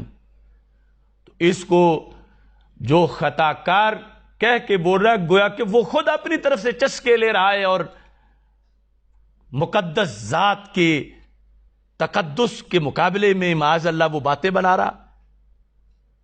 تو یہ وضاحت اس امر کے لحاظ سے ضروری ہے، اور عوام کے لحاظ سے سمجھانے تک جتنا مسئلہ تھا وہ ہم نے اللہ کے فضل سے سمجھایا، اور باقی یعنی پیر صاحب کی عبارت وہ میں نے پڑھی، اور اس عبارت کے لحاظ سے لوگ اس پر اکتفا کریں، اس کی مراد سمجھیں اور اس کے مطابق ڈٹ کے پہرا دیں شان سیدہ فاطمہ رضی اللہ تعالی عنہا پر اور شان سیدنا صدیق اکبر رضی